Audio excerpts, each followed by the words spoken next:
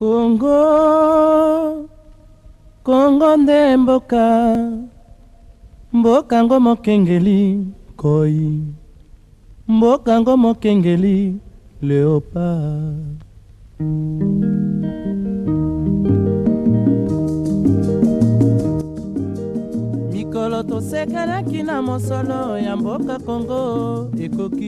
Bonjour chers internautes, désormais prenez le rendez-vous de suivre la revue de presse des journaux parue cette semaine en République démocratique du Congo sur notre site PN Pacificana News.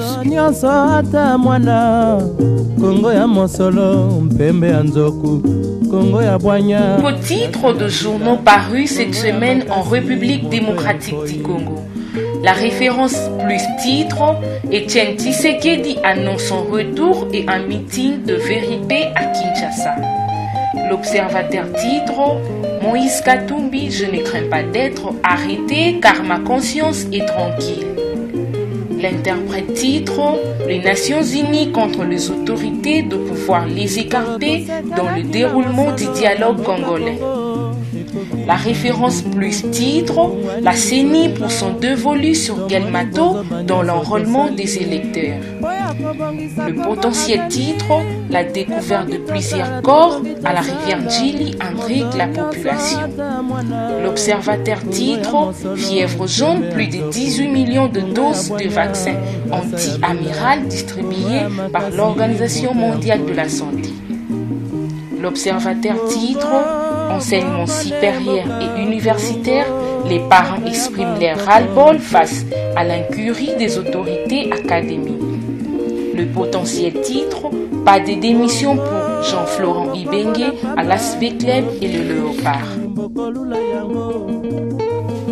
L'opposant Etienne Tshisekedi, en convalescence à Bruxelles où il séjourne depuis 2 ans, a annoncé vendredi la tenue le 31 juillet à Kinshasa d'un grand meeting organisé par le mouvement Rassemblement des forces acquises au changement, un organe mis au point et lors du conclave tenu par l'opposition congolaise à Genval en Belgique.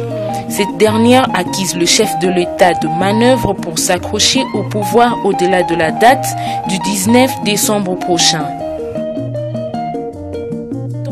Moïse Katumbi préférerait mesurer sa popularité à Kinshasa ou au Katanga, la riche province de la République démocratique du Congo qu'il a gouverné de 2007 à 2015, plutôt que de le recevoir dans un palace parisien, un repos médical ou un début de l'exil forcé.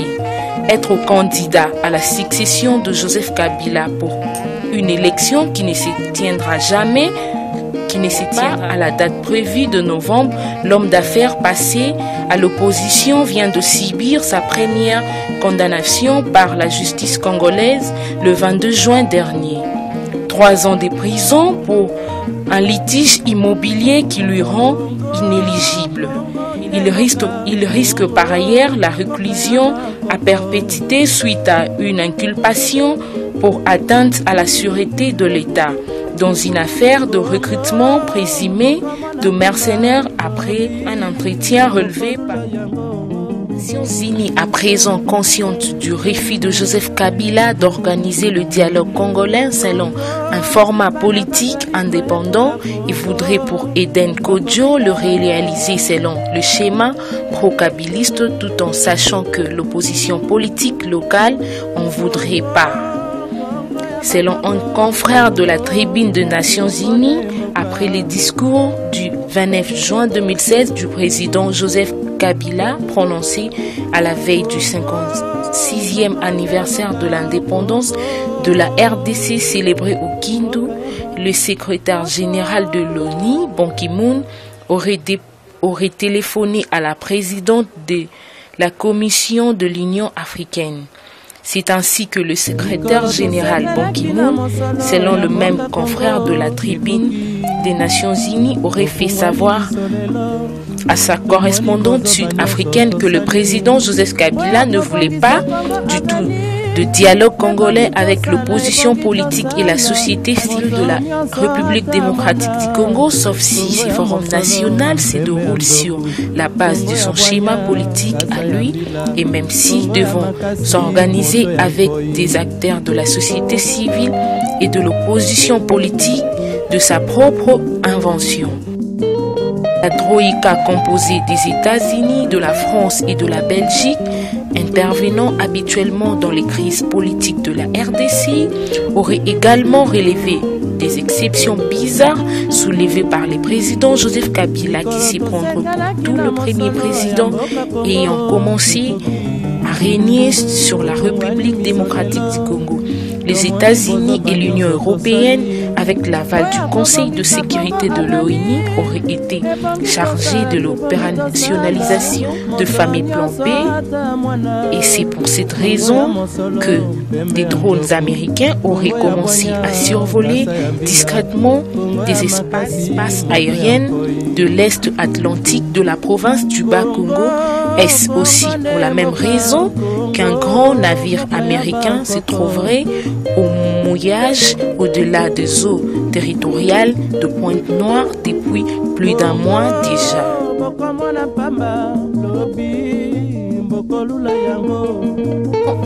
La commission électorale indépendante qui tient à organiser les élections qui soient équitables, libres, transparentes et paisibles sans contestation a porté son dévolu sur les distributeurs internationaux appelés Gelmato afin de procéder à l'enrôlement biométrique des électeurs.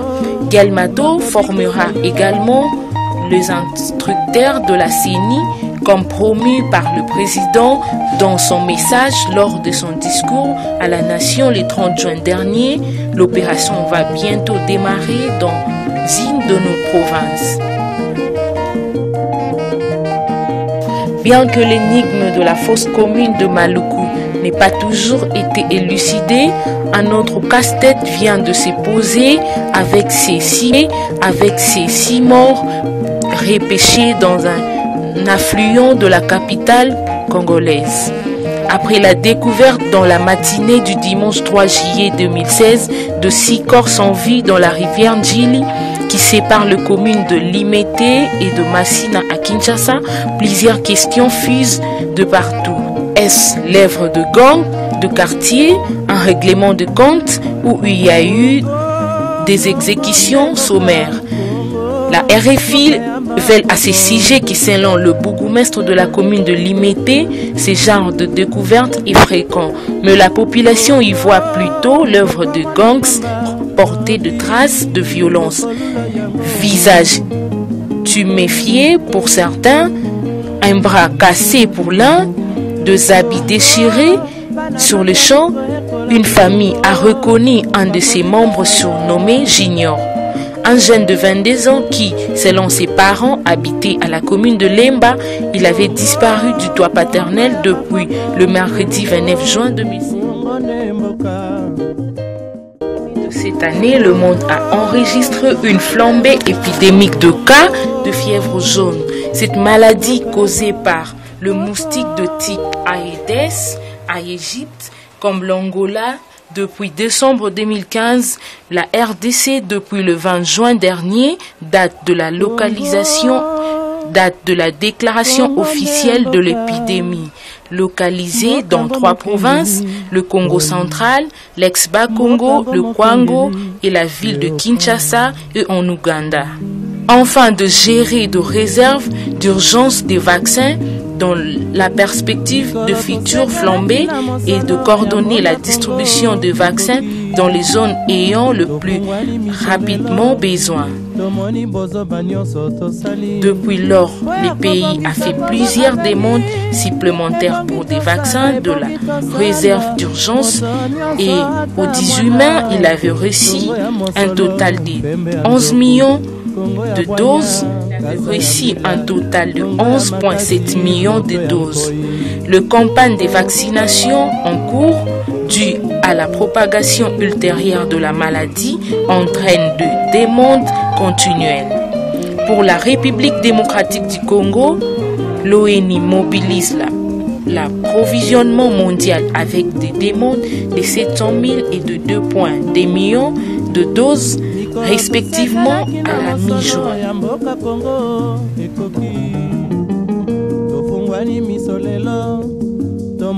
Le suspense élevé, le coach Jean-Florent Ibengue poursuit son bonhomme de chemin dans V-Club la saison prochaine que dans l'équipe nationale. Il n'a pas trouvé la forte raison de quitter le staff technique de V-Club. Plusieurs points ont été abordés au cours de ces grands rendez-vous sportifs. Le coach a de prime abord fait le bilan de la saison sportive 2015-2016, tant sur le plan local et international. Il a par ailleurs rassuré le public que sa saison a été meilleure dans la mesure où V-Club a arraché une place en compétition africaine interclub de la CAF, la Ligue des Champions. Au niveau de l'équipe nationale, la République démocratique du Congo occupe la première place du groupe B des éliminatoires de la Coupe d'Afrique Gabon 2017. La même source relève que son objectif est de qualifier l'équipe pour le mondial 2018. Le coach a également rassuré qu'il va travailler durement pour sortir premier de son groupe qui n'est pas du tout facile. Une question qui a été vite balayée par le technicien congolais. Je n'ai juste déploré que les comportements des supporters en l'endroit de joueurs. Ce n'était pas seulement pour V-Club. Nulle part j'ai dit que j'ai préparé une démission. C'est juste que les comportements de certains supporters, très souvent, nous font très mal. S'agissant de son salaire dans la sélection nationale, le coach rassure qu'il traîne 6 mois impayé. Mais il n'en fait pas un problème car mon objectif ce n'est pas l'argent mais plutôt et surtout la qualification pour le mondial Russie 2018.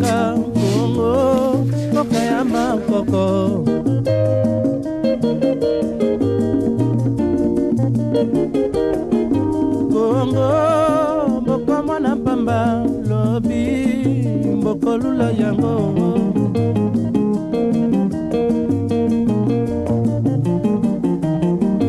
Congo, bana bazali koyekola Congo, bako bikisa yo.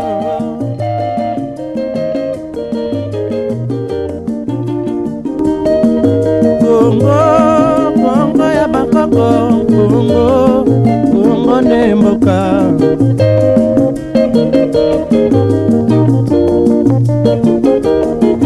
Congo, Congo nemboka Congo